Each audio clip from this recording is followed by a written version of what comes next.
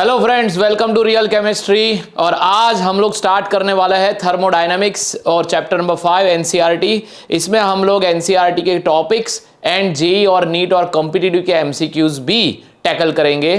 तो सबसे पहले हम लोग आज का इंट्रोडक्शन समझ लेते हैं। आज का इंट्रोडक्शन लेक्चर है और आज के लेक्चर में हम लोग टर्मिनोलॉजी समझने वाले हैं। टर्म्स, कौन से टर्म्स हम लोग यूज करेंगे थर्मोडायनेमिक के अंदर, राइट। तो ये हम लोग आज काम करने वाले हैं और उसके बाद हर लेक्चर में आपको डिफरेंट टॉपिक और उसके बाद कॉम्पिटिटिव लेवल तक वो टॉपिक को कैसे ले जाया जाएगा वो मैं आपको समझाऊंगा। Welcome to all of you, welcome to real chemistry. मेरा नाम है आनंद। आइए समझते हैं। सबसे पहले थर्मोडायनेमिक्स में हम लोग पढ़ेंगे पहली चीज कि थर्मोडायनेमिक्स हम क्यों पढ़ते हैं केमिस्ट्री के अंदर, क्योंकि हमें ये जानना बहुत जरूरी है केमिस्ट्री में कि कोई रिएक्शन होगी या नहीं होगी, वेदर रिएक्शन विल अकर और नॉट, ये समझना हमें बहुत जरूरी है। तो ये समझ हमें देता है थर्मोडायनेमिक। दूसरा, रिएक्शन की फिजिबिलिटी, रिएक्शन का इजीनेस, रिएक्शन को करने के लिए कौन से हमें पैरामीटर्स लगाने पड़ेंगे, जैसे कि टेम्परेचर, जैसे कि प्रेशर, कैटलिस्ट, कौन से ऑप्टिमम रिसोर्सेस में ये रिएक्शन हो सकती है, इसका बेस है थर्मोडायनेमिक्स। तो ये इंपॉर्टेंट चैप्टर है, 11th में सबसे टफेस्ट चैप्टर भी माना जाता है, लेकिन अगर आप कंसेप्चुअली सारी चीजें क्लियर करते हो तो ये टफ नहीं है। तो सबसे पहले हम लोग इसके अंदर टर्म्स में पहला टर्म सीखते हैं, व्हाट इज सिस्टम। सिस्टम क्या है? System basically, what is system?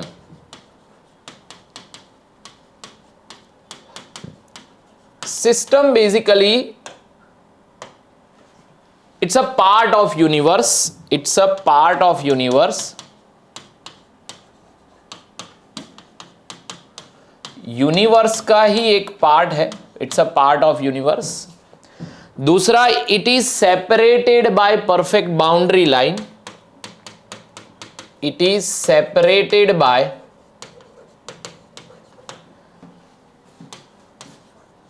perfect boundary line,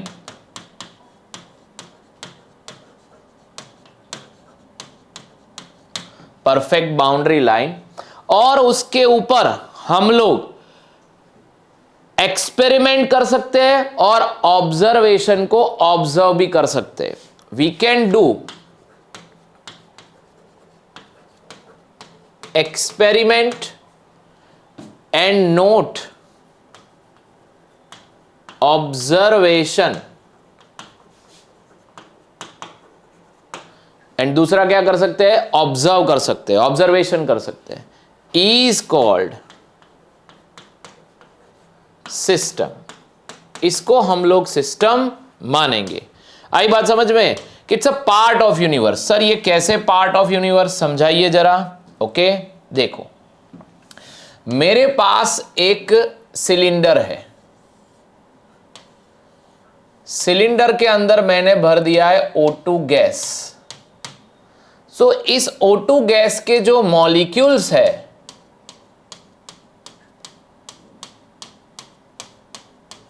वो है हमारा सिस्टम। ये जो मॉलिक्यूल्स है उसको हम लोग बोल सकते हैं सिस्टम। तो सिस्टम ये ग्रुप ऑफ मॉलिक्यूल है दोस्तों, राइट। ये जो सिलेंडर की वॉल है उसको हम लोग बोलेंगे परफेक्ट बाउंड्री लाइन। ये बाउंड्री लाइन है। Rest part of the universe, rest part of the universe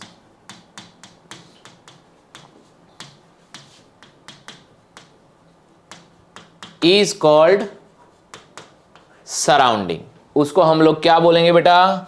surrounding. क्या बोलेंगे? Surrounding. Rest part of the system is called surrounding. Okay,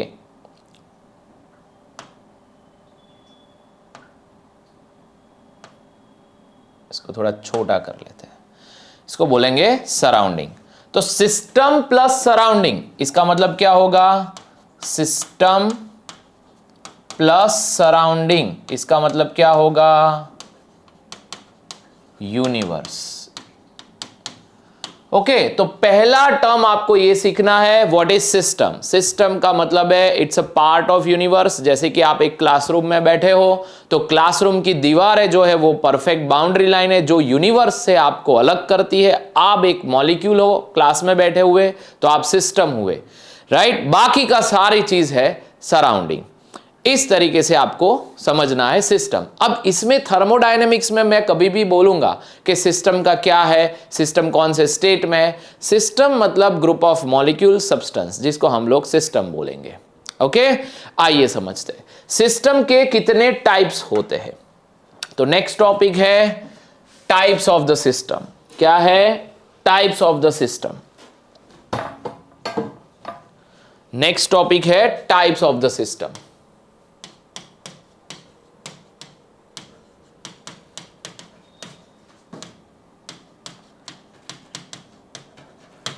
types of the system, और उसके अंदर बेसिकली 3 टाइप है। One is a open system. Open system मतलब क्या कि gaseous एक सिलेंडर ले लीजिए। सिलेंडर में मैंने 70 डिग्री सेल्सियस 80 डिग्री सेल्सियस वाला पानी भर दिया है, ऐसा समझ लीजिए। 90 डिग्री सेल्सियस वाटर है। ओके ऊपर से खुला है और उसमें आपको सोचना यह है कि क्या यह पानी ठंडा होगा आफ्टर सम टाइम। हाँ हो जाएगा। इसका मतलब है इसमें आप हीट एक्सचेंज हो रही है। कहां से कहां?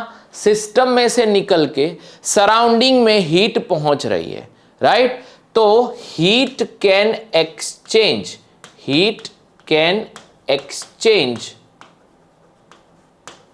With surrounding and matter can also exchange with surrounding. मतलब कि इस वेसल के अंदर मुझे हीट डालनी है, क्या मैं डाल सकता हूं? हाँ बर्नर लगाइए, डाल सकते हो। हीट निकल जाएगी, हाँ निकल भी सकती है। इसके जो वॉल है वो इंसुलेटेड कंडीशन में नहीं है। दूसरा, इसके अंदर जो मैटर मैंने फिलअप किया है क्या उसको मैं बाहर निकाल सकता हूं? हाँ ओपन है, खुला सिस्टम है, तो matter can also exchange with the surrounding. Matter भी आप बदल सकते हो। Matter can also exchange with surrounding, इसको बोलेंगे हम open system. Okay what about close system? दूसरा जो है वो है क्लोज्ड सिस्टम। क्लोज सिस्टम का मतलब क्या समझना है हमें? ऊपर से बंद, लेकिन वॉल अभी इंसुलेटेड है, ऐसा कुछ भी नहीं है। क्लोज सिस्टम मतलब सिर्फ क्लोज है, बंद है। ओके ये बंद हो गया। अब इसके अंदर मैंने 90-100 डिग्री सेल्सियस का पानी भरा है, H2O। तो क्या ये हीट, अंदर जो हीट है वो बाहर निकल जाएगी? हाँ बिल्कुल निकल जाएगी, क्योंकि इंसुलेटेड वॉल नहीं है। मैटर निकल जाएगा? हाँ बिल्कुल निकल जाएगा। नहीं निकलेगा मैटर, मैटर इसमें से नहीं निकलेगा। इसका मतलब क्या है कि heat can exchange, but matter बाहर नहीं आएगा, मैटर अंदर नहीं जाएगा। तो matter can not exchange with surrounding.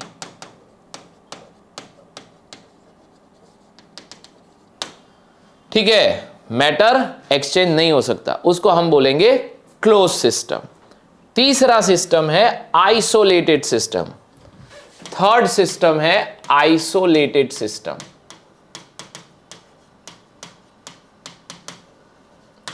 Isolated system के अंदर कैसे करेंगे?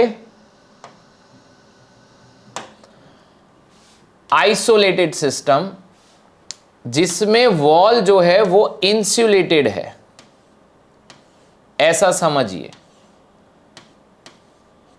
ये वॉल जो है वो कैसी है? इंसुलेटेड है।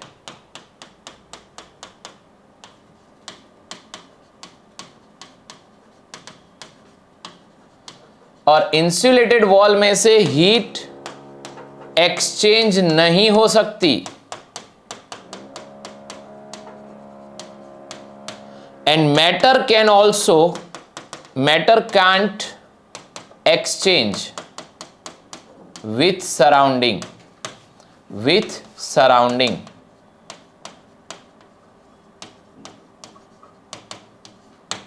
ओके, इसको क्या बोलेंगे बेटा? Isolated system. फिर से एक बार, ओपन सिस्टम में heat and matter both can exchange, close system के अंदर heat can exchange, matter can not exchange, and isolated system में heat and matter can not exchange. इसको हम बोलेंगे system.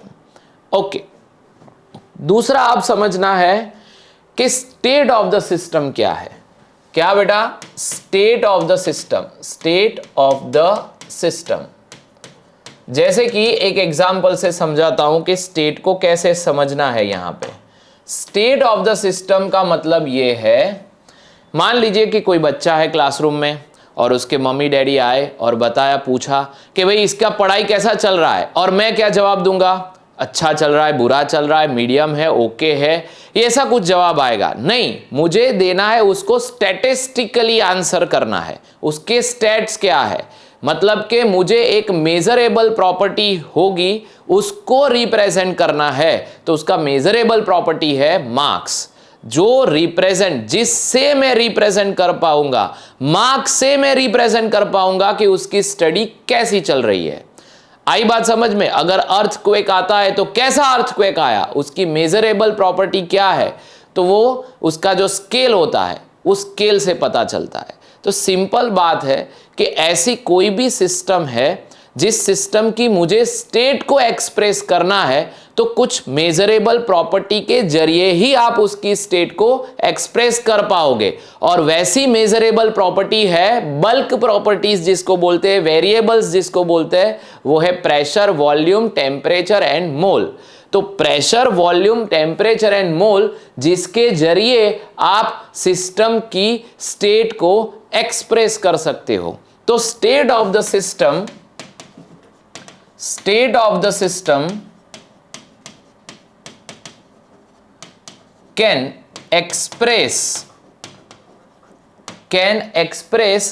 by these variables pressure, volume, temperature and mole, through which we can express the state of the system। ठीक है, तो इस variable से कर सकते हो। ओके, आगे का टॉपिक हम लोग समझ रहे हैं कि व्हाट इज प्रोसेस। बेटा हम लोग क्या पढ़ रहे हैं जरा समझना, हम लोग पढ़ रहे हैं थर्मोडायनेमिक और उसके टर्म्स। पहला टर्म हमने क्या सीखा, याद कर लीजिए। सिस्टम, कितने टाइप के सिस्टम होते हैं? 3 टाइप के होते हैं, ओपन, क्लोज और आइसोलेटेड। सर सिस्टम क्या है? सिस्टम एक यूनिवर्स का पार्ट है, यानी आपका रिएक्शन वेसल, वेसल जिससे बना है वो परफेक्ट बाउंड्री लाइन है, राइट। और जो मटेरियल आप यूज कर रहे हो वही सिस्टम है, बाकी का जो है उसको हम सराउंडिंग गिनेंगे। आई बात समझ में? ओके, तो अब प्रोसेस क्या होता है? What is process? प्रोसेस क्या होता है? प्रोसेस होता है conversion of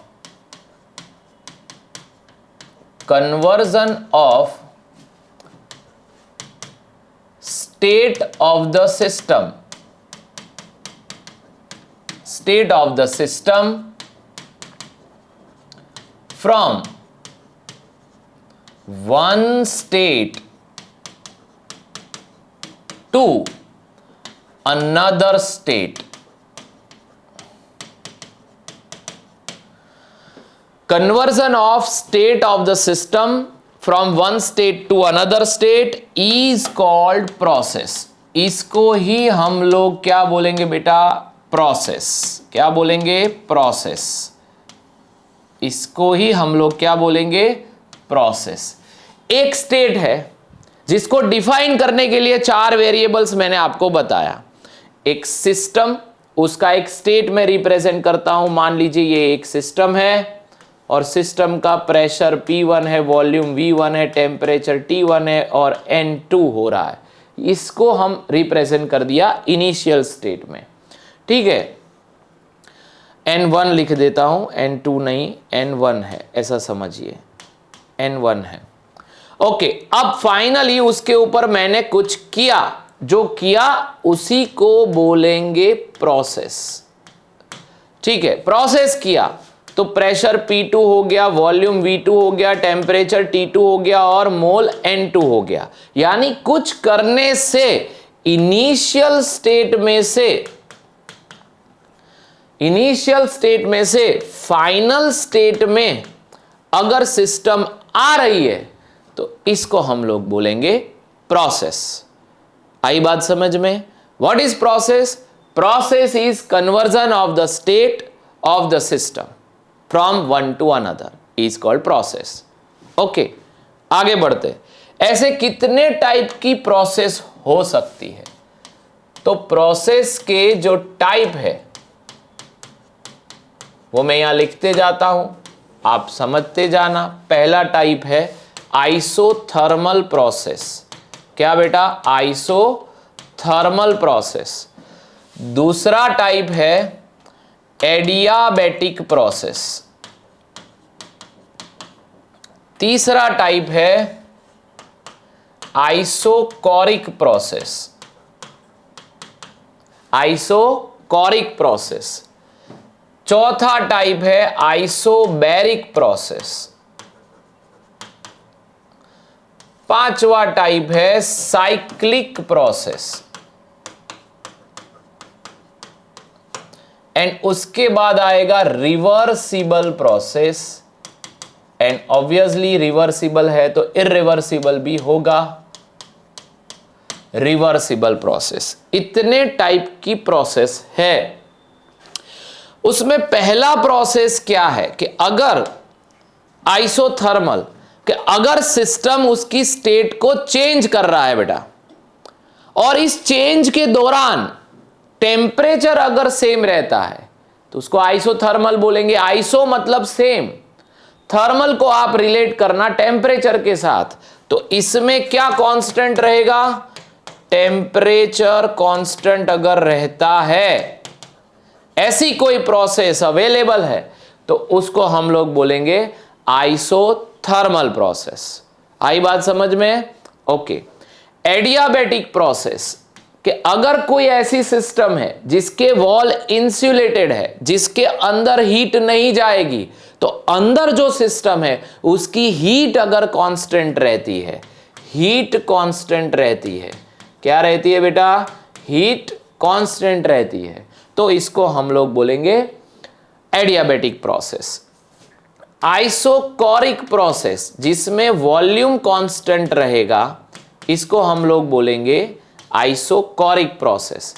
isobaric process, pressure constant रहेगा, इसको हम लोग बोलेंगे आइसोबैरिक।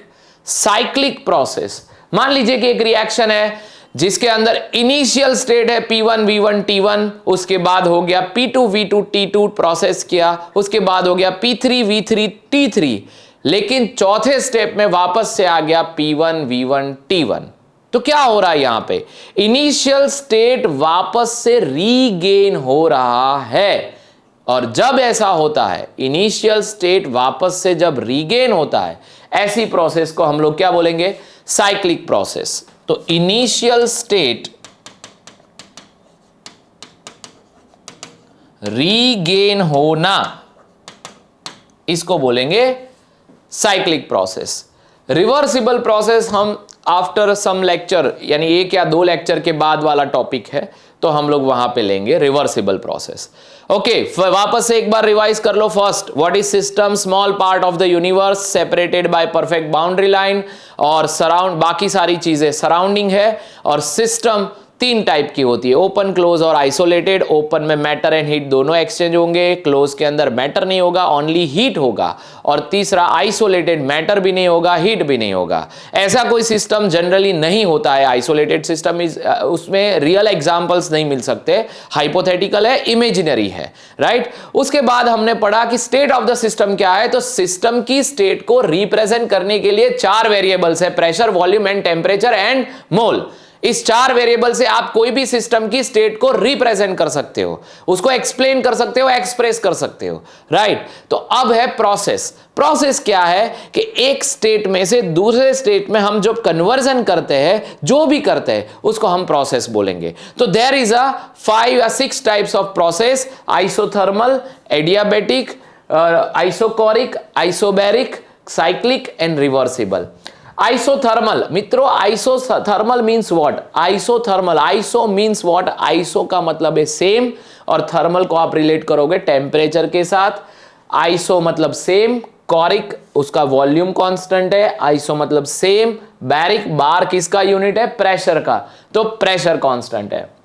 ओके और साइक्लिक प्रोसेस को आप क्या बताओगे? जब इनिशियल स्टेट वापस से रीगेन होता है, इसको हम लोग बोलेंगे साइक्लिक प्रोसेस। आई बात समझ में? यस, नेक्स्ट टॉपिक पे जाए। हाँ चलो चलते हैं।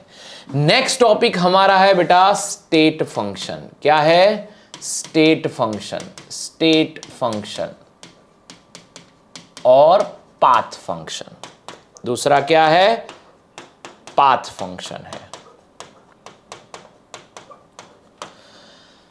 सिस्टम की कुछ प्रॉपर्टीज ऐसी होती है, some properties of the system. पहले समझ लीजिए, बाद में मैं एग्जांपल के साथ आपको समझाता हूं। Some properties of the system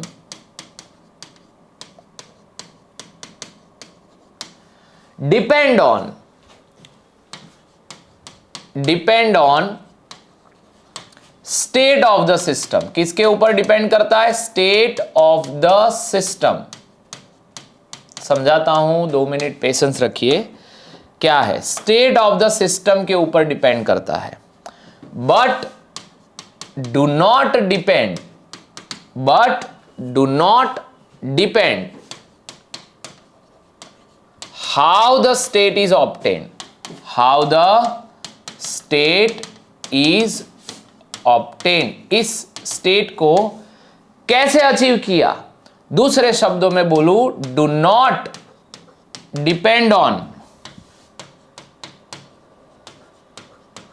path.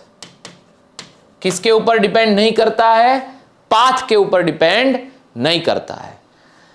ऐसा फंक्शन, ऐसी प्रॉपर्टी जो सीधे सीधे स्टेट के ऊपर डिपेंड करती है, बट वो स्टेट अचीव करने के लिए कौन सा रास्ता हमने अपनाया है, कौन सा पाथ हमने अपनाया है, उसके ऊपर डिपेंड नहीं करता है, उसको हम बोलते हैं state function. As for example, कैसे कि ये है हमारा h हाइट का बिल्डिंग। एक बिल्डिंग है जिसकी हाइट है h, ठीक है, और यहां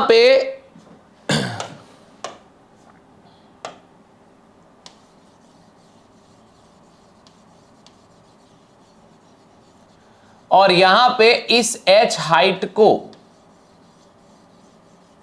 अचीव करने के लिए एक हमारा बंदा यहां पे खड़ा रखा है। ये छोटी कर दी है मैंने थोड़ी बिल्डिंग, हाँ, क्योंकि ऊपर मुझे लिखना है। ओके, तो एक ये बंदा है,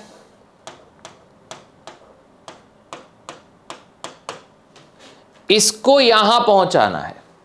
बंदे का मास फिक्स्ड है, मान लीजिए 100 किलो का बंदा है, ठीक है। अब इस बंदे को यहां पे पहुंचाना है, तो there is a so many way to achieve h height, but जैसे ही h हाइट अचीव हो जाएगी, इसकी पोटेंशियल एनर्जी कितनी हो जाएगी? What do you mean by potential energy? mgh। तो बंदे का मास है 100 kg, तो 100 ले लेता हूं। ग्रेविटेशनल फोर्स और हाइट, ये दोनों वैल्यू आप यहां पे लगाओगे तो उतनी उसकी पोटेंशियल एनर्जी हो जाएगी, अगर ये बंदा यहां पे पहुंच गया। सो बहुत सारे रास्ते हैं यहां पे h हाइट अचीव करने का। तो एक है स्टेयर्स, कि भाई ऐसे आप सीढ़ी ले आइए और सीढ़ी से आप ऊपर चढ़ जाओ। दूसरा रास्ता है आप लिफ्ट यूज करके ऊपर चढ़ जाओ। तीसरा रास्ता है आप हेलीकॉप्टर से पैराशूट लेके कूद के आप इस बिल्डिंग के ऊपर लैंड कर जाओ। जैसे ही आपने ये h हाइट अचीव की, वैसे ही आपकी पोटेंशियल एनर्जी कितनी हो जाएगी?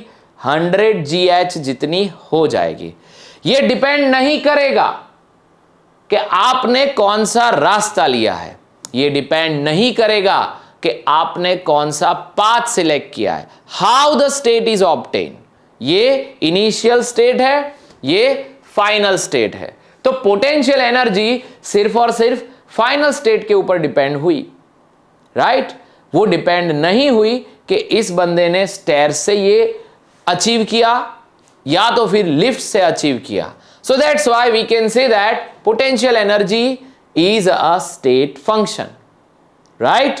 तो आगे चल के बहुत सारे स्टेट फंक्शंस आएंगे, हमें अभी आगे निकलना है और हम लोग आगे के टॉपिक पे जाते हैं, पाथ फंक्शन। तो पाथ फंक्शन का मतलब है the some property of the system which is do depend on to the path. यहां पे स्पष्ट लिखा है do not depend on to the path, but यहां पे डू डिपेंड यानी कि depend on path, depend on path. किसके ऊपर डिपेंड करता है? डिपेंड ऑन पाथ, पाथ के ऊपर डिपेंड करता है, उसको हम पाथ फंक्शन बोलेंगे।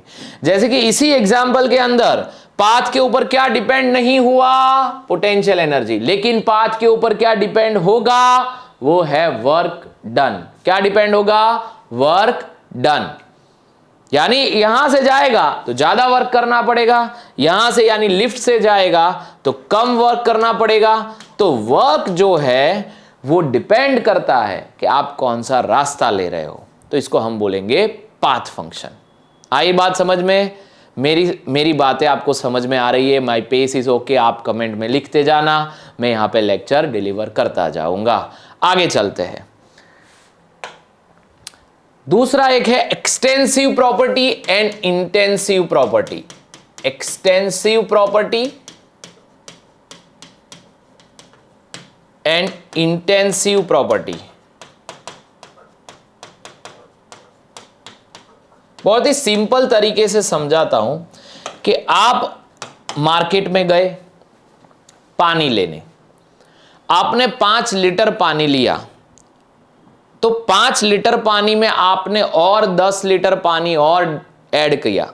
तो जैसे जैसे आपने अमाउंट बढ़ाया, क्वांटिटी बढ़ाई, तो क्या बढ़ने लगा? मास, वॉल्यूम बढ़ने लगा। हाँ, बढ़ने लगा। तो ऐसी प्रॉपर्टीज जो क्वांटिटी के साथ बढ़ती है, आप क्वांटिटी बढ़ाओगे तो सामने मेजरेबल प्रॉपर्टी ऐसी होगी जो बढ़ेगी। इसको बोला जाता है extensive property which is depend on quantity. और इंटेंसिव प्रॉपर्टी जो क्वांटिटी के ऊपर डिपेंड नहीं करती। आप पानी लेने गए, आपने पहले 5 लीटर पानी लिया और उसका बॉइलिंग पॉइंट मेजर किया, उसके बाद आपने 10 लीटर और पानी डाल दिया, दूसरी बार बॉइलिंग पॉइंट मेजर किया, हर बार बॉइलिंग पॉइंट सेम आएगा 100 डिग्री सेल्सियस। तो वो बॉइलिंग पॉइंट के ऊपर, क्वांटिटी के ऊपर बॉइलिंग पॉइंट डिपेंड नहीं किया। तो बॉइलिंग पॉइंट को हम क्या बोलेंगे? Intensive property. क्या बोलेंगे बेटा? Intensive property. तो एक्सटेंसिव प्रॉपर्टी का मतलब है which is depend on, which is depend on quantity.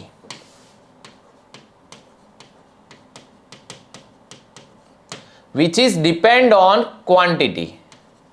और इंटेंसिव प्रॉपर्टी का मतलब क्या है? विच is do not depend on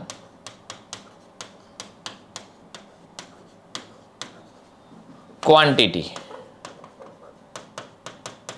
but depend on its structure. Molecule के स्ट्रक्चर के ऊपर डिपेंड होता है। जैसे कि इसमें क्या आ सकता है? मास, वॉल्यूम, मास, वॉल्यूम, और यहां पे क्या क्या आ सकता है? तो एक मैंने बताया बॉइलिंग पॉइंट, वैसे ही फ्रीजिंग पॉइंट, मेल्टिंग पॉइंट ले सकते हो। फिर एक आ सकता है डेंसिटी। यस, पानी की डेंसिटी कितनी रहेगी? 1। पेट्रोल की डेंसिटी भी कुछ ना कुछ रहेगी, वो अमाउंट के साथ नहीं बदलती है, राइट? कॉन्सेंट्रेशन, मोलारिटी, आपने 5 मोलर सॉल्यूशन बनाया है, 5 लीटर सॉल्यूशन है, उसमें से आपने 1 लीटर अलग कर दिया तो उसका मोलर कॉन्सेंट्रेशन नहीं बदलेगा, राइट। तो आप क्वांटिटी के ऊपर नहीं डिपेंड करोगे, उसको बोलेंगे इंटेंसिव प्रॉपर्टी।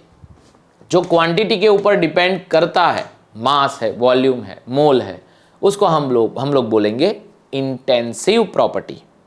एक और एग्जांपल ले लेता हूं मैं कि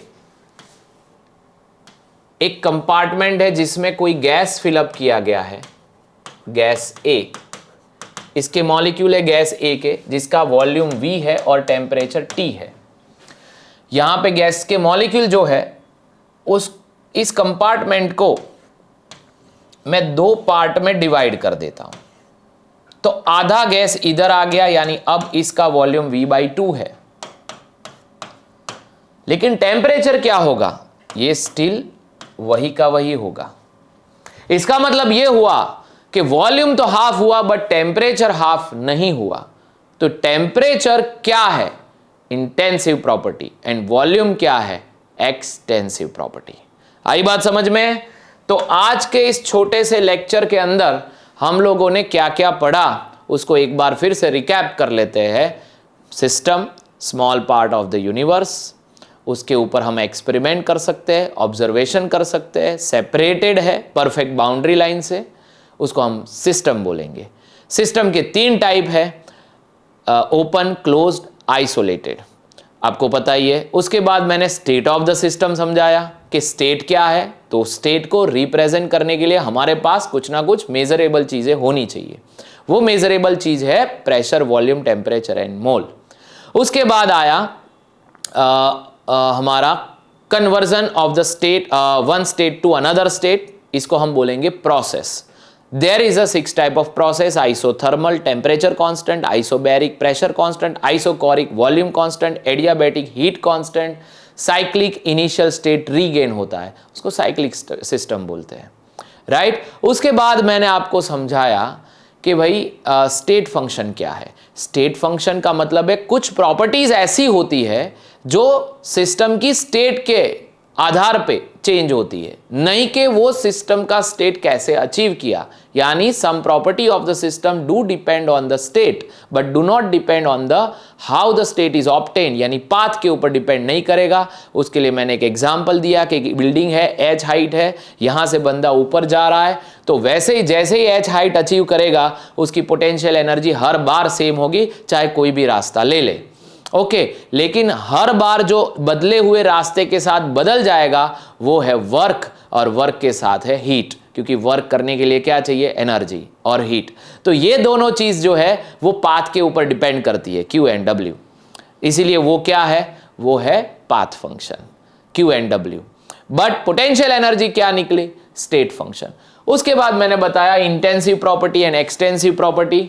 एक्सटेंसिव प्रॉपर्टी जो है वो क्वांटिटी के ऊपर डिपेंड करती है, उसके स्ट्रक्चर के ऊपर डिपेंड नहीं करती है, उसको हम बोलेंगे एक्सटेंसिव प्रॉपर्टी। मास है, वॉल्यूम है, मोल है, बाकी बहुत सारी है, लेकिन अभी उसके ऊपर डिस्कशन नहीं करना है। इंटेंसिव प्रॉपर्टी क्या है, जो प्रॉपर्टी क्वांटिटी के साथ नहीं बदलेगी, जैसे कि बॉइलिंग पॉइंट है, रिफ्रैक्टिव इंडेक्स है, कंडक्टिविटी है, राइट। ये सारी जो चीजें हैं, डेंसिटी है, वो क्वांटिटी के साथ नहीं बदलेगी, उसको हम लोग बोलेंगे इंटेंसिव प्रॉपर्टी।